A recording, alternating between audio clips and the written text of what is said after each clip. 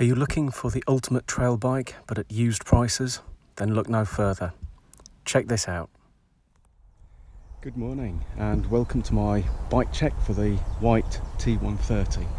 Now this particular bike is a 2016 model.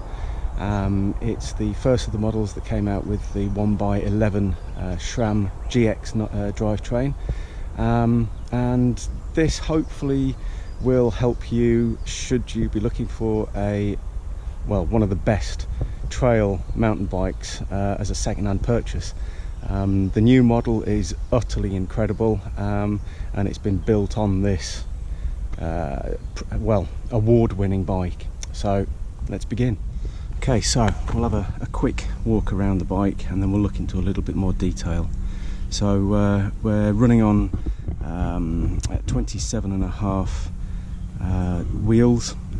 The tyres I've actually changed, which I'll come on to in a moment, and I've done some modifications to the bike, very simply just to enhance its capabilities.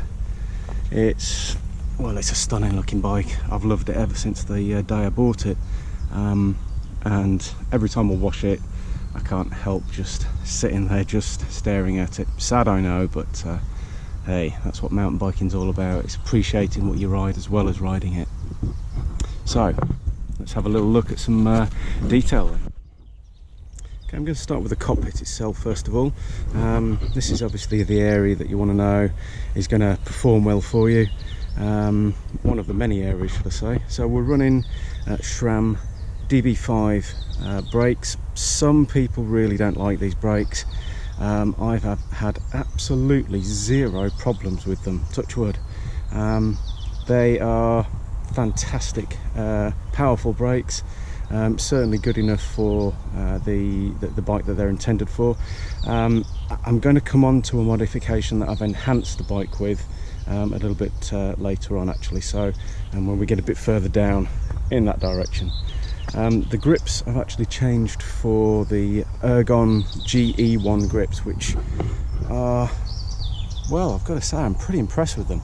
Very comfortable, very grippy, and quite a decent price as well actually, for a sort of a top end grip.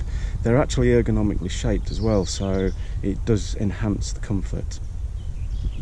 The handlebars themselves are a 780, I believe. I'll double check that in the actual main specs, but 780 mil, and the stem, come around here, excuse the light, we've got a 35mm Whyte own stem. That's connected to obviously the forks, which we'll have a look at in a moment, but it's on the FSA bottom bracket. No, it's not a bottom bracket. It's connected to the FSA headset, which is a tapered headset, and again, some people have had issues with these, but I've had zero issue with them with this sort of bearing setup. It's been faultless really. I do keep regular maintenance scheduling with this thing. Okay, the forks. The forks are the Yari, and this is, as I say, it's 2016 bike, so these are the 2016 Yari from Rockshox, who are actually, if you didn't know, owned by SRAM. SRAM, well, I'm an absolute lover of SRAM, they're fantastic. These forks are 130mm travel. They can actually be upgraded to 140 by changing the air shaft. It's a solo air, so that very simply means the left hand stanchion is the air shaft, where you can actually alter the air pressure. So let's just take a look at the other side. So we've got the air pressure in this side, and SRAM even supply, or Rockshox should I say, a nice little chart on the back of the leg, which allows you to very simply tailor it to your weight, which is quite useful actually. So very easily done. This little top cap at the top here undoes, and that's where your air is adjusted with a shock pump. So I said I'd move down to the bottom area here for brakes. So my modification was to actually increase the size of the rotors. So the front, when the bike was new, the front came with a 180mm rotor, again SRAM, of which I moved to the back of the bike. I then purchased a 200mm rotor and fitted that to the front, and fitted the adapter to actually allow the caliper to actually fit to the back of the fork correctly. I then, you can probably just about see in here, and I'll put a link in the description for these, I fitted some Uber bike components, Kevlar brake pads. My god, these things are good. Serious power now from a fairly sort of mid-range brake. So as I say, I'll put a link into the description for the Uber bike products. I've got to state, the Uber bike products are incredible prices for incredible quality. Cannot rate these guys high enough. Okay, so moving back from the cockpit, the frame itself is pretty stunning. Absolutely love this thing so much. The whole dynamics of it are fantastic. It's a 4 linkage setup, 4-bar linkage setup, and it's still got the original shock on it, which is the Rockshox Debonair. It's a great shock. It can be upgraded to something much better, but it's done its job. It's done its job very well, and I've serviced it regularly, which by the way is very easy, and I will be doing a video on how to service this. Moving up, we've got just behind my linkage, my DIY linkage protector, which again I'll do another video for this linkage protector, just to stop all the spray from the back wheel getting onto all of the linkages. Just underneath here we've actually got an inbuilt seat post clamp. Now again, some people have had issues with this. I've had 0 issues with this, as long as it's kept clean and torqued to the 6 Newton meters. You cannot go wrong with it. Over torque it and it can actually crush the seat post a little bit too much. In this case it's actually the Rockshox Reverb. Again, stunning piece of equipment. I've had 0 problems with it. It's fantastic. As long as you keep up your servicing schedule with these things, they'll go on and on and on. So it's 125mm drop on the seat post. That's the only thing I'm going to be changing that I'm not that happy with. It needs 150mm on it. So if you do decide to get one of these, I would highly recommend going for 150mm drop. Okay, so working down then, we've got the SRAM GX 1x11 drivetrain, and you may have already seen another of my modifications. I've gone for the KMC Gold 11 speed chain. It's, well, I've got to have a bit of bling, to be honest with you. It's an amazing chain, super quiet, super smooth, easy on the gear changes. It's fantastic. Really can't fault it, and coupled with the actual looks of it, it's fantastic.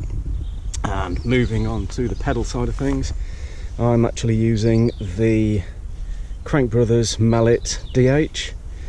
These, I was very skeptical at first. I didn't know whether they were gonna be as good as the Shimano SPDs, which I've been running for years and years and years. One word, utterly, no, 2 words, utterly fantastic. These are unbelievable. They have, as you can see, the spikes, or the little pegs, that are adjustable with an Allen key. So you can actually run flats on these, as well as the actual egg beater style cleat. Now the cleat itself, I'll just show you on my, is this one. They have different release angles. So the ones I've got are the 15-degree release, which allows great foot movement, and it also allows easing of the pressure on the knee as well, so you can get a very good comfortable position. The other benefit of it is if you are going fairly leery on a trail, you really want to have that little bit of movement and that degree of movement for safety, but also it allows you to jump without the fear of coming out of your cleats. plain and simple. I don't know whether you can see the bottom bracket I've actually replaced as well. I've upgraded the bottom bracket to the, if I can just wipe it there so you can see, the Uber bike again. Good old Uber bike strikes again. Replaced the original SRAM one, which eventually gave up the ghost. Again, I'll put a link in the description for the Uber bike products. Brilliant, brilliant, brilliant. Cannot fault them. Moving over to the back here, as I was saying, I upgraded the brakes at the back here. Again, I fitted the actual adapter that was on the front, and as with the actual rotor as well, I've moved it all to the back, replaced the front for the larger rotor and larger adapter. And again, we've got Uber bike products, Kevlar brake pads in the rear as well. Super powerful and really, really, really enhanced this bike. Tyres. The tyres, I've actually got a bit of a mix and match here. Now I've actually done this on purpose because the Minion SS that I've fitted to the back, it's a 27.5 2.3. It's, as you can see from the tyre profile, it's what's known as, well, as the name suggests, Minion SS semi-slick. It's small knobbles on the inside and very large on the outside. That gives incredible grip when you're cornering. The beauty with the inside setup is the fact that it actually has very little rolling resistance, so it gives you the perfect rear tyre really. I actually use this all the time. I generally don't ride the bike in the winter. I go onto my hardtoe, which is the Whyte 905, and again I've done another bike check on the Whyte 905. You can see the link just above here, just above my head here, so check that out, see what you think. Wicked bike. Okay, the front tyre that I'm using, again MAXXIS, and this case we've actually got the Hyghroller. Spin the old wheel around so you can see what's going on. So we've got the Hyghroller 2. This is the triple compound version. It's a 2.4, and well, what can I say, fantastic. Everybody knows how good these things are. The tyre profile is great. I think one of the future upgrades that I'm going to be doing is replacing the wheels. At the moment, it's still got the standard wheels on it, which are a 23 profile rim. They're WTB, great rims. So the profile of these things, really grippy, triple compound as I say, so you've got a little bit more stiction, as it were. Not a great rear tyre because it drags the hell out of the resistance. The rolling resistance is really dragged down. But as a front tyre, stunning front tyre.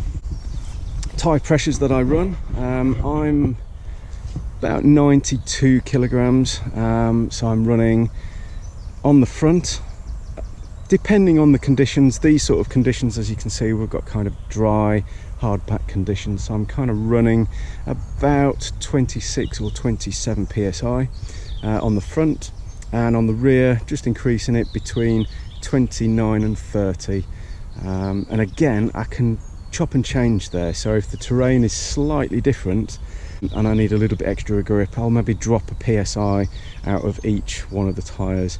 They are running tubeless, so I can go lower still, but I don't want to go too low, because if you're going fairly leery on the trails, which at this moment in time, with it being sort of mid-May, we're still in sort of semi-lockdown, I'm not going too leery. So the fear of what we call burping a tyre, i.e. going round a corner and pushing off the rim and expelling all of the fluid, the actual sealant, there's no risk of that. So. Okay, now from the point of view of the geometry of the bike, I'm going to just show you with a picture here. So I want to show you just what all the geometry is like. It's quite slack, it's not super slack.